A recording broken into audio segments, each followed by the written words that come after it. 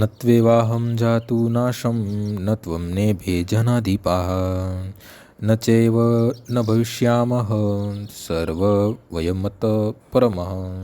એવું ક્યારેય ન હતું કે જ્યારે હું ન રહ્યો હોઉં કે તું ન રહ્યો હોય, અથવા તો બધા રાજાઓ ન રહ્યા હોય, અને એવું પણ નથી કે પછી ભવિષ્યમાં આપણે બધા નહીં હોઈએ. વેદોમાં કઠ ઉપનિષદમાં તથા શ્વેતાશ્વર ઉપનિષદમાં પણ કહેવામાં આવ્યું છે કે પૂર્ણ પુરુષોત્તમ પરમેશ્વર અસંખ્ય જીવોના કર્મ તથા કર્મફળાનુસાર જીવોની પોતપોતાની અવસ્થામાં તેમના પાલન કરતા છે. એવા એ જ પૂર્ણ પુરુષોત્તમ પરમેશ્વર તેમના પૂર્ણ અંશરૂપી દરેકના જીવમાં અધેયમાં વાસ કરે છે. જે સંત પુરુષો પરમેશ્વરના અંદર તથા બહારના દર્શન કરી શકે છે તેઓ જ પૂર્ણ તેમજ શાશ્વત શાંતિ પ્રાપ્ત કરી શકે છે. નિત્યો નિત્યાના ચેતન શતનાનમ એકો બહુનાયો વિદધાતિ કામ તથા આસ્તમસ્થ એનુપશ્યતિ ધીરશ તેષામ શાંતિ શાશ્વતી નેતે રેશામ. જે જ્ઞાન અર્જુનને આપવામાં આવેલું તે જ જ્ઞાન વિશ્વના એવા સર્વ લોકોને આપવામાં આવે છે કે જેઓ વિદ્વાન હોવાનો દેખાવ કરે છે પરંતુ હકીકતમાં અલ્પજ્ઞાની છે.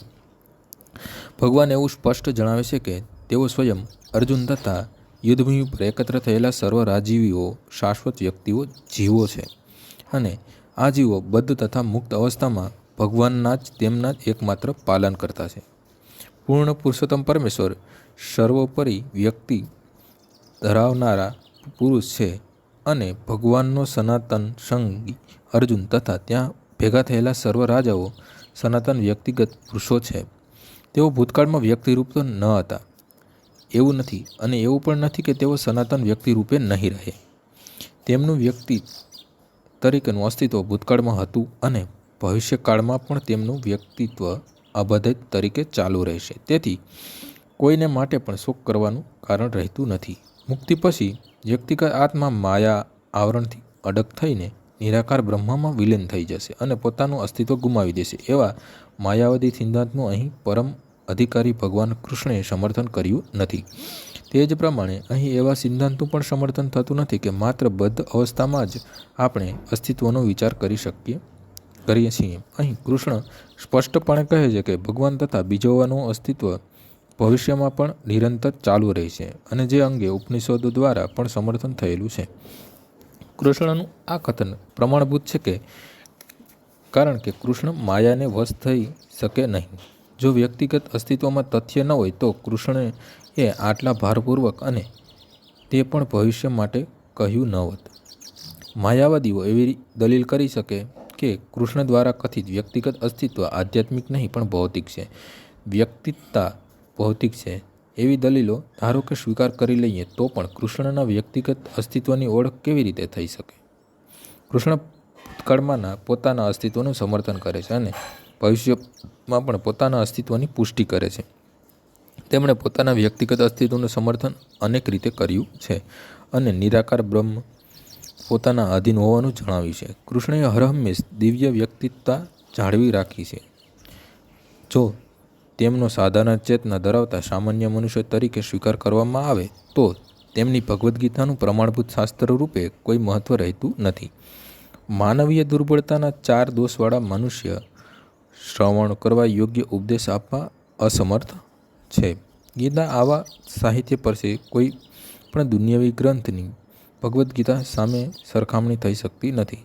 જો કૃષ્ણને એક સાધારણ મનુષ્ય તરીકે માનવામાં આવે તો ગીતાનું કોઈ મહત્વ રહેતું નથી. માયાવાદી દલીલ કરે છે કે આ શ્લોકમાં બહુવચન કરવામાં આવેલા નિર્દેશ પરંપરાગત છે અને તે દેહનો નિર્દેશ કરે છે, પરંતુ આની પહેલાંના શ્લોકમાં આવા દેહાત્મની નિંદા કરવામાં આવી છે. એકવાર જીવોની દેહાત્મ બુદ્ધિની નિંદા કર્યા પછી શરીર પરત્વે પરંપરાગત એવું વિદ્વાન કૃષ્ણ ફરીથી કેવી રીતે કરી શકે? માટે આ વ્યક્તિ તરીકેનું અસ્તિત્વ આધ્યાત્મિક ભૂમિ પર સ્થાપિત થયેલું છે, અને રામાનુજાચાર્ય અથવા અન્ય મહાન આચાર્યોએ પણ આ વિશે સમર્થન કર્યું છે. ગીતામાં અનેક સ્થળે જણાવ્યું છે કે આ દિવ્ય વ્યક્તિત્વ અસ્તિત્વ માત્ર ભગવત ભક્તને જ સમજાય છે. જે લોકો પૂર્ણ પુરુષોત્તમ પરમેશ્વર કૃષ્ણનો વિરોધ કરે છે તેમના માટે આ મહાન સાહિત્ય વિશે સત્તાવાર જ્ઞાન પ્રાપ્ત કરવાનો કોઈ માર્ગ નથી. આ ભક્ત ગીતાના ઉપદેશોને સમજવાનો પ્રયાસ કરે છે અને જો તેઓ એક મધમાખી મધની શીશી માટે ચાટે છે એના જેવું છે. શીશીને ખોલ્યા વિના મધનો સ્વાદ મેળવી શકાતો નથી. તેવી જ રીતે કેવળ ભક્તો જ ભગવદ્ ગીતાના ગૂઢ રહસ્યને સમજી શકે છે. બીજા કોઈ તેનું આસ્વાદન કરી શકતા નથી. જે રીતે ગ્રંથના 4થા અધ્યાયમાં કહેવામાં આવ્યું છે, અને જે લોકો ભગવાનના અસ્તિત્વનો વિરોધ કરે છે તેઓ ગીતાનો સ્પર્શ પણ કરી શકતા નથી. તેથી ગીતાનું માયાવતી અર્થઘટન સંપૂર્ણ સત્યનું તદ્દન ભ્રામક તથા ગેરમાર્ગે દોરનારું નિરૂપણ છે. ભગવાન શ્રી ચૈતન્ય મહાપ્રભુએ માયાવતીઓ દ્વારા થયેલા ગીતાના અર્થઘટનો વાંચવાનો નિષેધ કર્યો છે અને આપણને ચેતવણી આપી છે કે જે મનુષ્ય આવા માયાવાદી તત્વજ્ઞાનને ગ્રહણ કરે છે તે ગીતાના વાસ્તવિક રહસ્યને સમજવામાં અસમર્થ બની જાય છે.